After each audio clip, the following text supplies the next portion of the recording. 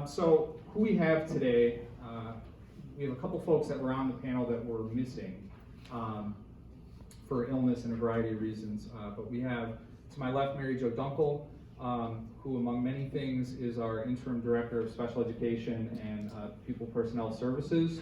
And she has been instrumental in kind of providing our office support this year in her role, and being able to kind of give us some guidance and direction as we move forward and are doing a lot more, which is important. We have Kelli Hickey. Kelli is with the UB Jacobs School of Medicine Undergraduate Biomedical Program as the Director of Undergraduate Admissions? Undergraduate Education, yeah. And Education. Student support for undergraduate students. And Kelli is also a Clarence parent, a Clarence community member, and also a part of Go-To Girls, who, like we said, supports a lot of community initiatives. To her left, we have Olivia Pygay, who is a school was a school psychologist for a short time, and was a psychologist working for OPWDD, and now has a private practice. And we have Dr. Fabiano from Florida International University, formerly UB, who is a professor of psychology and one of, kind of on the forefront, I would say, of a lot of ADHD research and so forth, and we'll speak today. So just to kind of get started, for the whole panel, and anybody can kind of chime in, what are some of the trends, both promising and concerning, that you are noticing regarding the behavior and or mental health of the youth that your respective organizations serve? Does anybody want to start? Sure.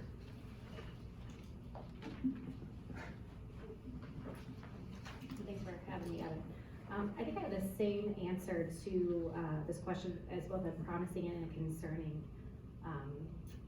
topic that we're dealing with, and that is what may be obvious to some is social media. So concerning for a number of the obvious reasons, exposure to things that kids aren't developmentally prepared to cope with, to understand, to process, bullying, harassment, access, comparison. I mean, a lot of the issues that I'm sure as folks that work with school-age students are used to seeing. So a lot of concern happening there. But I do want to say that I am seeing some promising or some hope in the use of social media with individuals as well, in that it's really normalizing mental health, getting help with mental health. Even the terms that I hear some kiddos use, you would never hear years ago, like finding connectedness or shared interests with neurodivergent individuals. Seeing things on TikTok about therapy and access to support. So as much as it could be a real hindrance and a real risk factor for our youth, I am seeing that there are some positives that can come to the increased connectedness that we seek with social media, and that it normalizes some of the experiences that these students have, and also opens up a huge access of supports, things that families, students may not even know are out there. Telehealth supports, all of those things are really kind of coming to the forefront of what our kids are dealing with. So it's interesting, as I was reading the questions for today, I view it as both a risk factor but also a protective factor, kind of depending on the situation. Anyone else have thoughts on that question?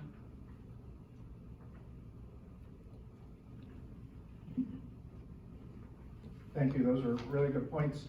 I would also say something I've been encouraged about is, I think, more of an emphasis on multi-tiered systems of support in schools, things like the Family Support Center being a resource for families, and pushing out of supports and interventions a lot sooner, rather than a wait to fail approach where you have to be doing so poorly for so long before maybe you can get more formal mechanisms in place for services or supports. Ultimately, when I look at the list of the referrals, those are students that are largely, I'm guessing, in general education settings. And so that's maybe one of the barriers that we need to probably do a better job training and supporting general education teachers, starting at preschool all the way up as children progress through school. But also thinking about, are there some maybe lighter touch interventions that could be really helpful. Teaching some parents some skills about how to manage this busy daily schedule with some routines or positive behavioral support approaches. Helping teachers with kids that are having difficulty in the classroom with things like daily report cards or simple contingency management approaches that have been around for decades and we know really work and might help those children be more successful. And maybe thinking about how we can work with teens in more of a problem-solving approach and help them take some agency and ownership over their own behavior and their own outcomes. All those are things I think I've seen happen a little more frequently than they have over the past little while, and I'm hoping that those increase with the use of these multi-tiered systems of support in schools.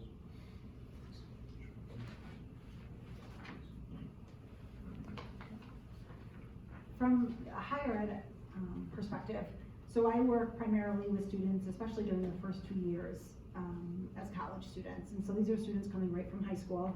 And our programs specifically are very, tend to be high achieving students, very competitive. And so our students are coming from school used to succeeding. These are some of the top students. And so what we are seeing is students come to college and unfortunately they are dealing with some really tough classes and they get a bad grade. And instead of being able to pick themselves up and moving on, saying I have a lot more opportunities to do well, they literally collapse and don't know how to come out of that. And so I think some of the biggest things that we're dealing with as higher education support services is how to help students kind of come out of those. Chemistry, for example, which I'm sure you took from your background. You know, students are coming in, it's very large lecture halls, regardless of where you're going to school, but you're in these classes and students, the class average can be a 50 or a 60, and they have never seen a grade like that. Not understanding that that's the class average. So obviously when things come together, obviously that won't end up being the final grade, but what they see is that 50.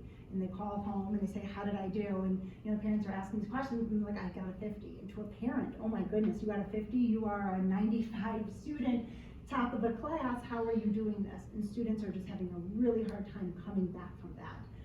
There are support services now, though, more than ever before, to help students come out of these things. And we are having to handhold more, but students are listening and taking advantage of these things. And so some of these things about normalizing and standardizing some of these terms and counseling and tutoring are becoming more normalized, and students are seeing the benefit of those things. But it is a really hard transition for students who come from high achieving areas and who are high achieving and will end up being strong students. And it's just that transition of coming out of it and how can you come out of it and end up just as strong. And so I think for us, that's what we're seeing is being able to pick themselves up and carry on and not just collapsing and giving up. And so those are some of the things we don't know if it's coming out of COVID where they weren't tested the same way maybe, or if this is just something that's just happening just given society nowadays. And so that's probably the biggest thing that we're seeing.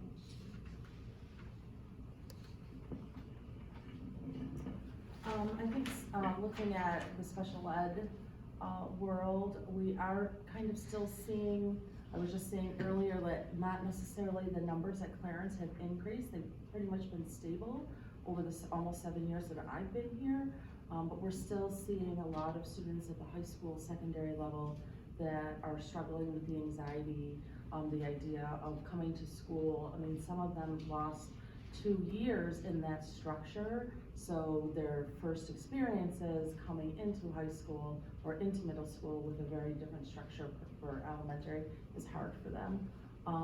We're also still seeing some struggles, at our lower grades with behaviors of students, and I think again, you're looking at a time frame where those kids may not have been in preschool or in daycare, and just again, getting used to what a structure of a 7-hour day looks for some of those kids, and just kind of working through some of their emotions, and they just tend to come out in behaviors versus, more of the anxiety that you would see at a high school level.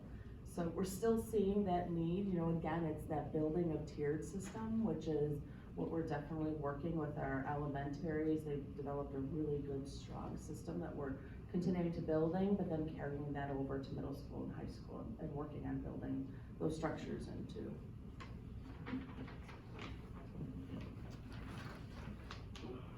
So thank you guys, and I think that a lot of what you just talked about, I think addresses the second question that I had regarding some of the primary barriers to support that are most pressing and concerning right now. So I think, whether that is more tiered systems of supports, especially again looking at more preventative systems at that tier 1 level, and again that goes beyond school.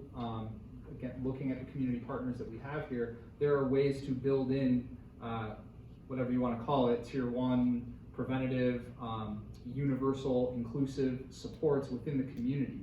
And there's a lot of avenues right here in Clarence to do so. In Clarence, we have beautiful park systems.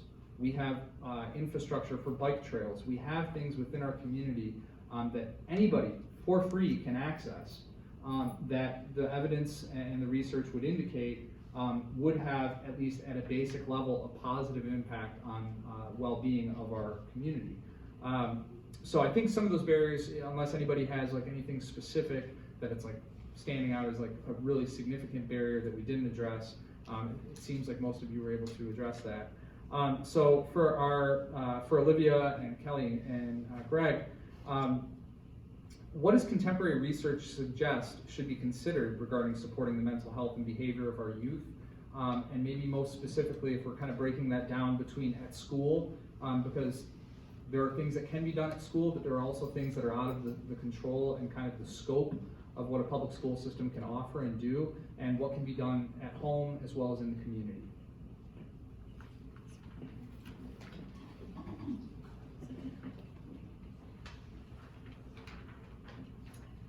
One thing that comes to mind with this question, and something that we're hearing more and more from the research and just in clinical practice regarding what we need to be mindful of when working with our youth, is taking a trauma-informed approach.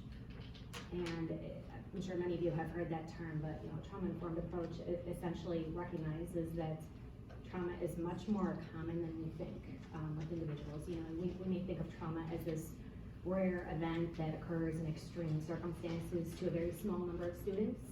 But we now know that trauma can be, it's not just one traumatic event, it can be a series of traumatic events. It can be a very difficult home structure and kind of chronic trauma as well. So, in terms of how we are intervening with those students, I think taking a trauma-informed approach is critical, and really being mindful of the fact that trauma exists, it's pervasive, and how does that characterize our interactions with students, especially with at-risk students. And in ways to work with students, how are we taking care not to re-traumatize them, and what does our approach look like?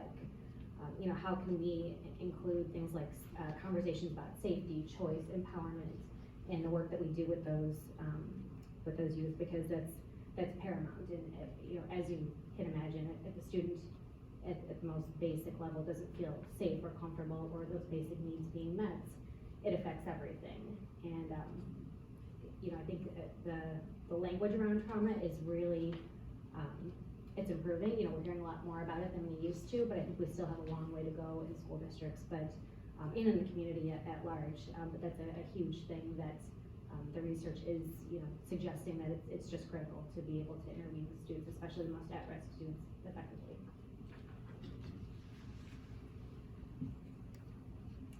Well, I work mostly with children with attention or behavioral challenges, ADHD or oppositional aggressive behavior.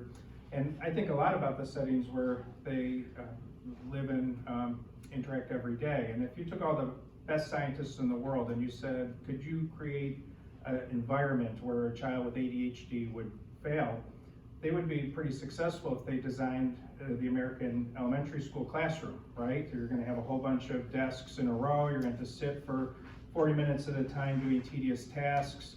No one's really going to talk to you except if you break a rule or mess up, and then they're going to catch that right away and comment on that, and you're going to have to do that over and over for lots of days in a row. And if you told them 5 years later, well, could you top what you did before? You did a pretty good job. They'd come back with the middle and high school system, right? They would not only have one adult telling you what to do all day, every day. Now we'd have 6 adults telling you what to do all day, and we'd add in short-term and long-term demands in terms of your assignments, and we'd put a bell in place that would ring all the time telling you you're late, and all these adults would have materials that you have to be prepared with when you enter the door when that bell rings. And so when I think about the best sorts of supports and interventions for children like that, they're not ones that happen in the 50-minute clinical hour, right? Counseling and psychological supports and therapy and all those things can be very helpful for kids with ADHD. But if that's all that's happening, or all that's happening is the pediatrician is prescribing a medication, we're really doing a disservice to the children or teens we're working with, because they're going back to those classrooms and they're going back to those neighborhoods, they're going back to their sports team or their scout group or their dance group.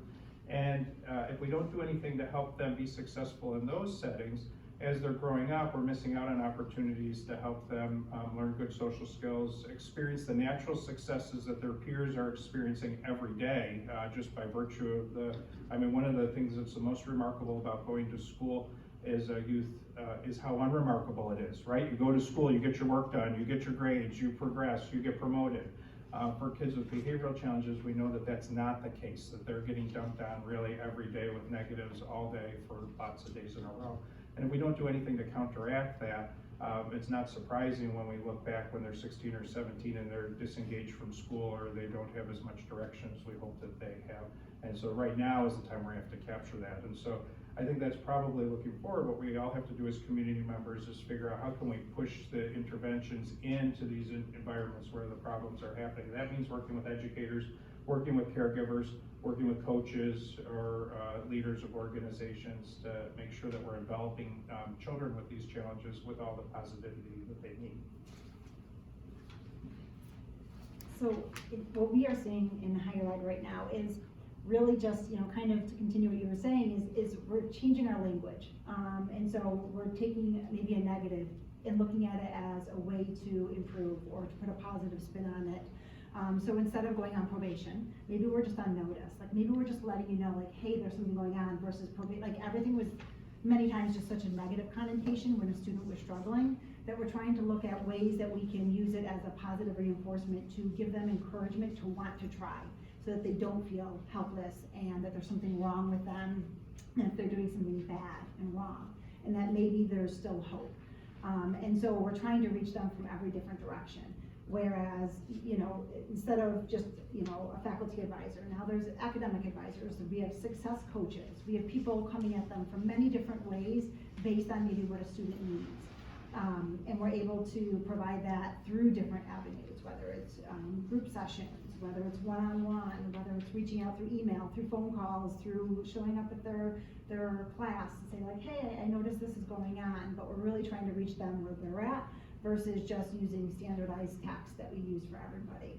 And so I think one of the things is we're recognizing that students are already really hard on themselves. And so how can we be a place of support versus just raising all the things that are wrong? And how can we support them going forward?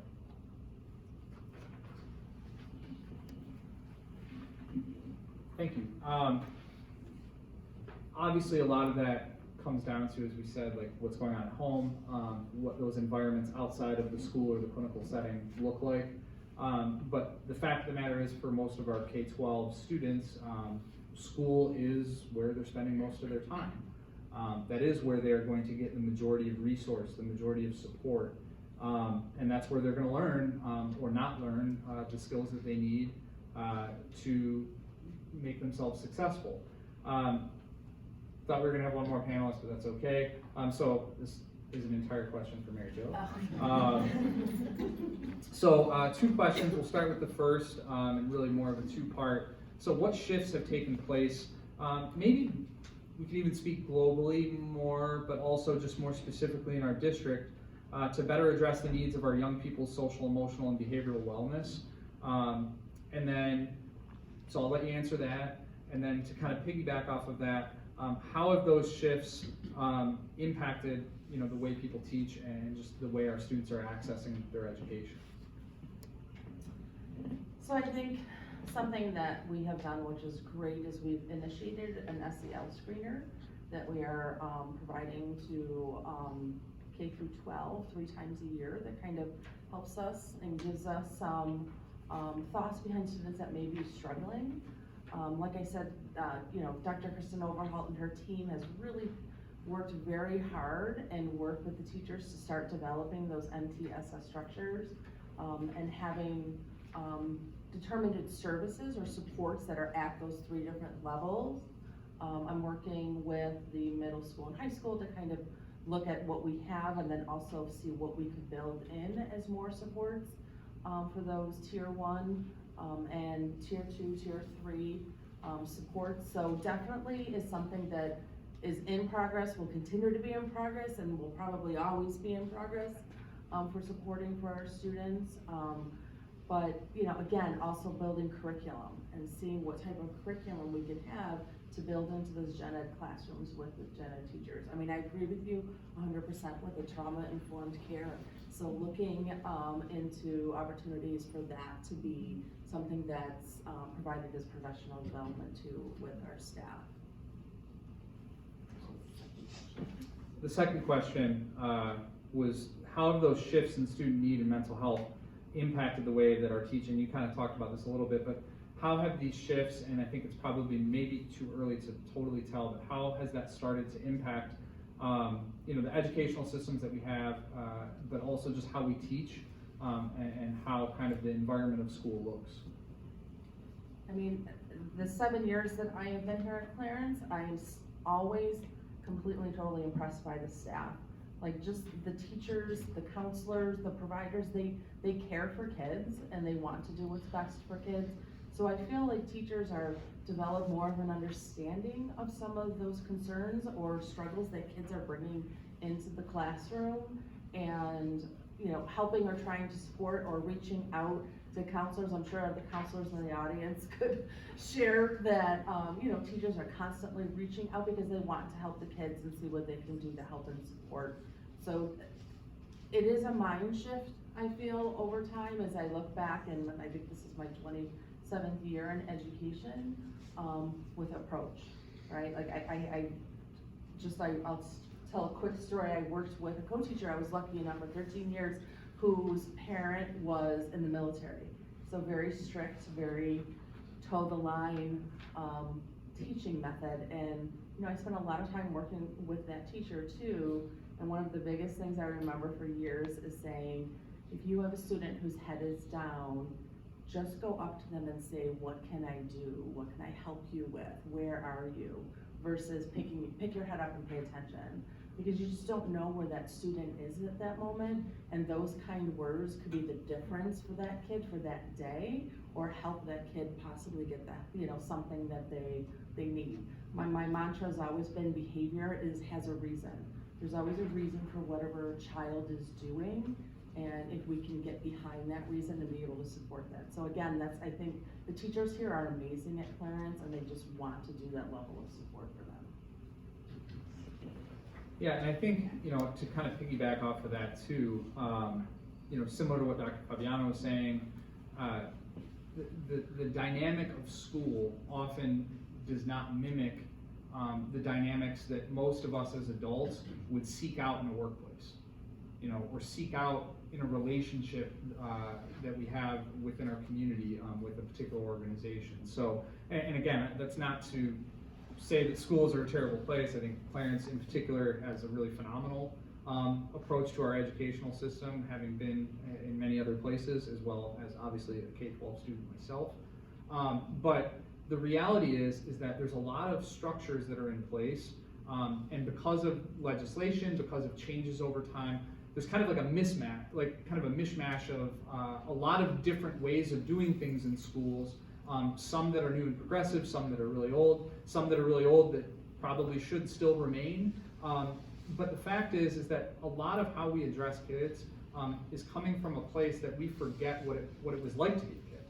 And we forget what that feels like, and oftentimes sought out an adult environment that was the opposite of that. So I think whether you are a community member working for an organization, whether you're a school staff member, whether you're a mental health clinician, but in particular in the schools and as parents, I think it's really important to think about what are the things that we seek as individuals out of an adult environment that keeps us in a job, that keeps us living in a particular community, that keeps us engaging in a particular social relationship, and are we trying to replicate those same things within our school environments and community environments for our kids? And if we're not, or if it's very starkly kind of in contrast to those things that we as adults would want out of our environment, we probably need to do some examination of what changes could be made. So with that being said, my next question is really the big question that I'd like to hear kind of more of a comprehensive response on from everyone, just from your respective positions. What are some ways or some steps that schools and communities can begin to shift their focus upstream into more prevention-focused supports to better address the social determinants of health? So when we talk about the social determinants of health, we're not talking about just, do I feel good, do I have high blood pressure, and I think in a lot of ways the way we attribute supports for mental health is very similar. So if I came in and had high blood pressure, and I took my blood pressure, went to Wegmans, took my blood pressure, it was high, and maybe my wife says, okay, you need to go to a doctor, okay? That is the starting point, but ultimately there's a lot of environmental changes, there's a lot of lifestyle changes that would have to take place that ultimately the doctor has no control over. And the same would apply to our social, emotional, behavioral wellness, our mental health. So we could say, out of our office, as we do, okay, we can connect you with a therapist, we can get you into mental health counseling, but at the end of the day, like Dr. Fabiano said, that's a short, maybe once a week, 50-minute session. What else is happening in those environments that student or that person or that parent is going back to, or that caregiver?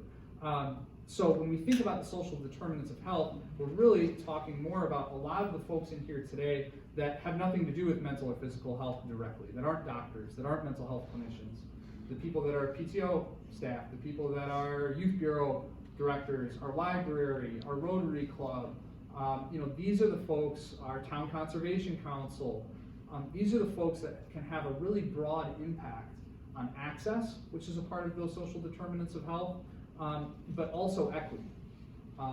And there's a lot in Clarence that can be accessed in a very equitable manner, and it's just about figuring out how to do that. So that's a very long way to say, what are some ways that the school and the school district here in Clarence in particular, as well as the community here and community maybe at large in Western New York, can do to address those social determinants of health, and in particular maybe thinking about those students or those families that might typically be more marginalized for a wide range of reasons, or minority status, etc. So I'll let anybody answer that. I think, Evan has done an amazing job with our Family Support Center over the time that he is here, and I think one of the most important factors for me in my role and working with teachers is the knowledge of knowing what's out there and the knowledge of knowing what could else help. I think instinctually we often will just go to a counselor of sorts to be the fixer, but what are the other ways, what are the other avenues, what can we do besides that to support the students and kind of show them that there's other ways to support your mental health besides just going to a counselor. I love the idea of the nature trails, that should be something that our teachers could access and look into as a possibility for some environment and engagement in our environment and field trips and things like that. So that is what some of the work that we're going to be doing is kind of thinking out of the box. In our elementary school the counselors have come together and start building that curriculum that can be brought into the classroom, but also to look at what are the community things that we could be doing to bring those to our students as options as well. I think that would be really important for them just to see the options. Every time I come to these meetings, I learn more about the options, and I think that's really important for them. To piggyback on that, I agree. I think that the more we hear and students hear about the different opportunities, again, everyone just thinks, I'm just gonna go see a counselor if I'm struggling. And again, that's a once a week thing, and that's super helpful to learn the tools to help them in the future, but what else can they do around those other days? And just normalizing those other opportunities, and that those are also ways to help yourself. There's other ways to help yourself other than just going to a counselor. But combining those two things, because sometimes access to a counselor can take a little while, it's not immediate. But what other things are out there to maybe help in that immediate setting, but it's to normalize it and to continue to talk about it. And, you know, through the Family Support Center, I noticed that amongst parents, it's part of the discussion. It's talked about things that are going on and things that are happening, which was never around before. We didn't have that. And so it's brought to light kind of all the things that is offered, and people do have opportunities to take advantage of.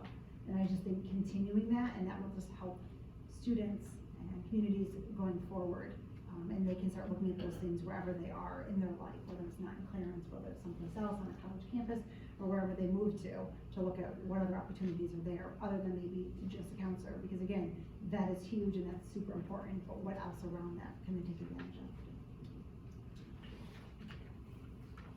I think, you know, those are all great points, and also, you know, really meeting students where they're at.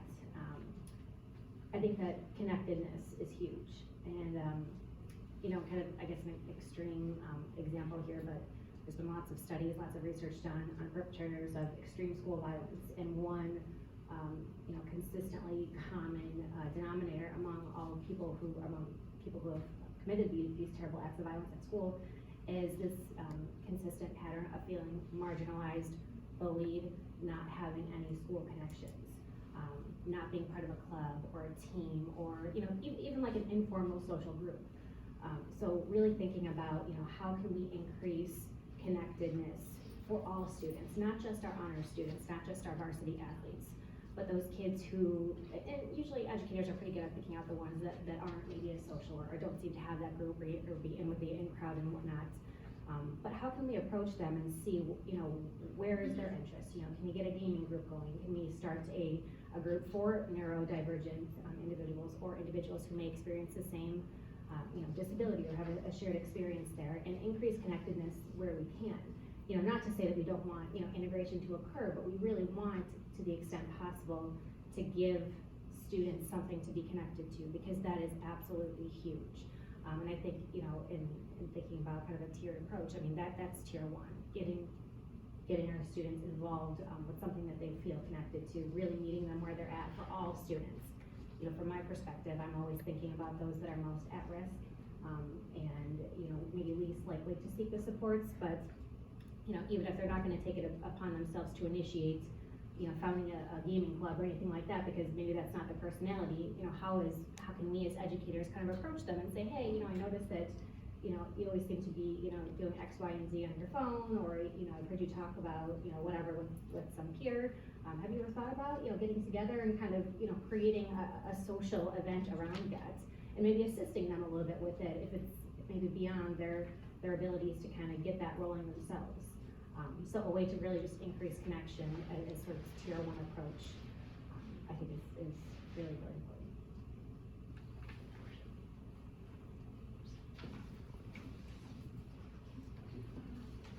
All good points. I would say it makes me think about some of the research on school connectedness and school climate in high school. When they ask high schoolers about what really made a difference in you feeling connected to your school, they never talk about their experience in the classroom. What they talk about is if somebody engaged with them in the hall, or as they're walking into school in the morning, instead of the staff with their head down with their coffee, looking at their own phone, that they actually said hello or good morning, or greeted warmly the students coming into the school, or they were at a school event, like a sports event or a musical event, and had a chance to engage with students outside the classroom. I also think that probably as a whole field, we have to do a little bit of introspection and think about our models of intervention. They're really not that fun. When you think about what families spend all of their time doing, it's not lining up to come to a therapy session with me to talk, right? But they're highly scheduled, going to all sorts of events throughout the week. And so I'll give you one example of this where we try to brainstorm this. We were working with male caregivers and trying to get them to attend our parenting groups. And our attendance was nothing like this room. It was empty. We would run school groups for dads and male caregivers, and no one would show up. And so what we started to think about as we brainstormed is, if they're not going to come to our group, maybe we should go to them. And we thought, well, where are some places we see a lot of male caregivers? And we thought, well, sports little leagues. And so what we did is we created a sports soccer league for kids with ADHD. where they learned the rules of the game, they learned how to play with other kids. Actually, kids with ADHD often have delayed sports skill development because they get counseled out of sports in T-ball or at the youth hockey arena because they're not paying attention or following the coach's rules. So that's an area of competency that often has to be built. And we invited the men to come and attend a parenting group for the first hour. They learn coaching strategies, how to catch your kid being good, how to give good instructions, how to choose your battles. And then we put them right out on the field and had them coach their kids in the league. And when we compared that to typical parenting groups, we had way more attendance at which is not surprising, at the sports-based program. The parents told us, oh, my kid is up at 6 a.m. He can't wait to come here. He's got his jersey on and wants to play.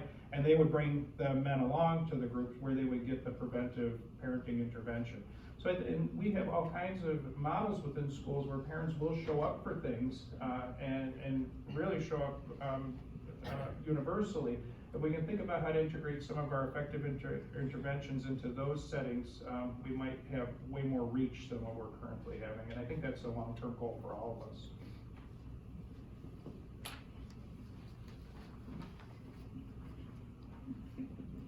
Yeah, and so what I hear echoed by everybody on the panel, particularly what Greg was saying, is when we're talking about these social determinants of health, there's certain things that we're not able to address within the school and maybe even within our Clarence community. There are things like public transportation that go beyond the ability or the scope of what Clarence can maybe offer, but maybe what Erie County could.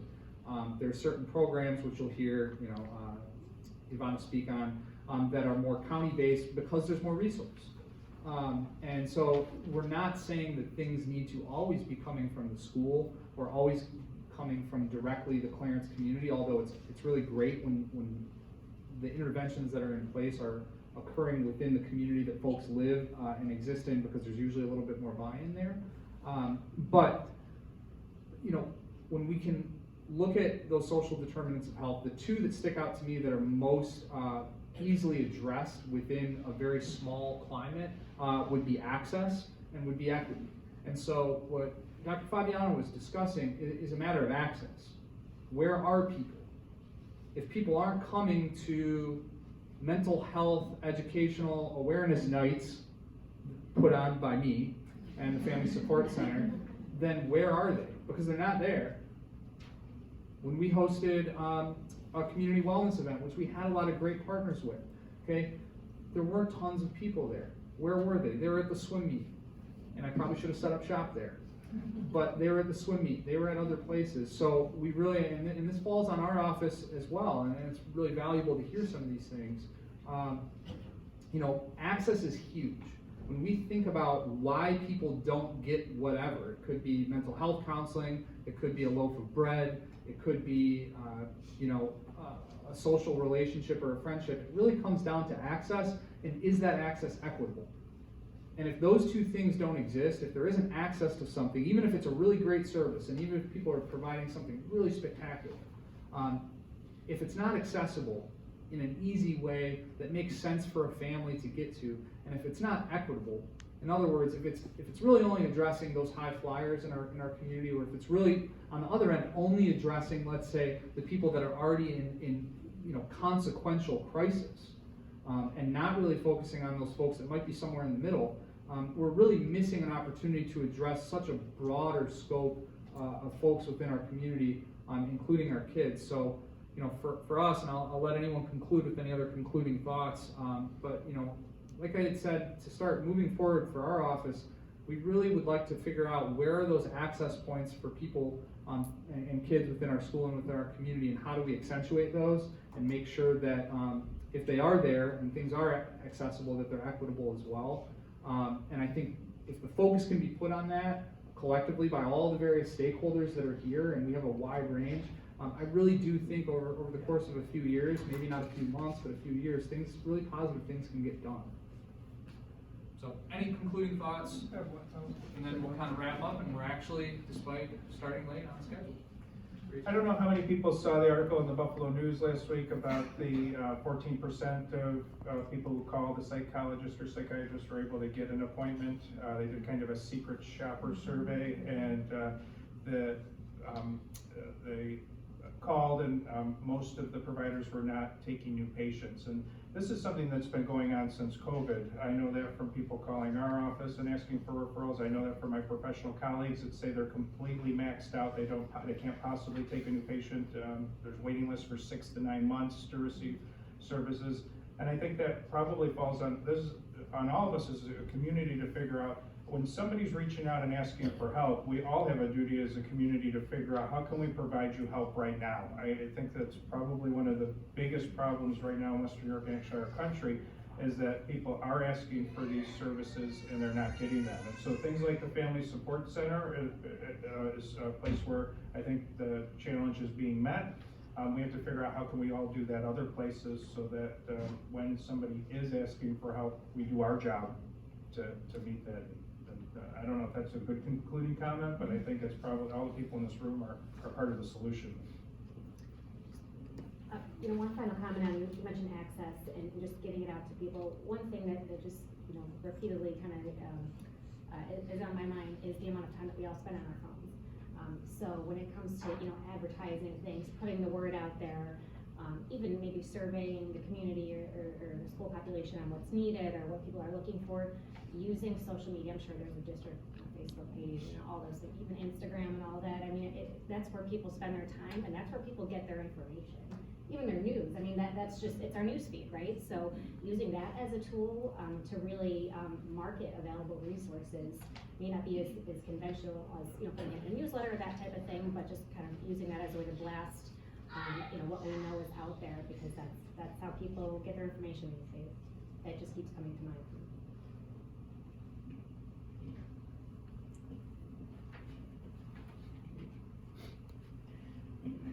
I just want to thank everyone on the panel, and for those in the audience who were able to listen patiently, because I know sometimes, again, it can be long to do these things, but the folks that are on here are experts in their respective areas.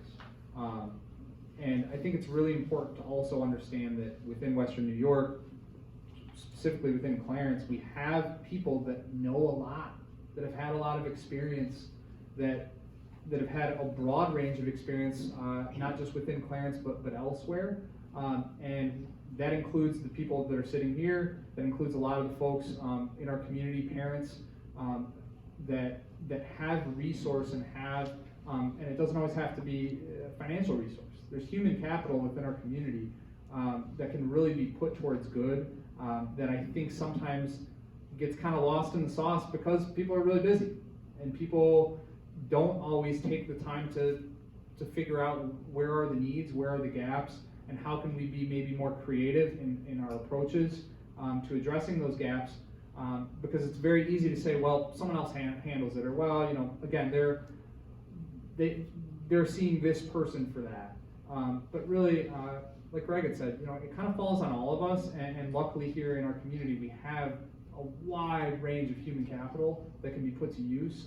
So I really hope that we're able to do that. And I'll conclude with that. Maybe we can take like a 3 to 5 minute break because it's probably been very long. And then we have a couple presentations to talk about some of that resource in our community, and then the rest of the time we'll have for networking.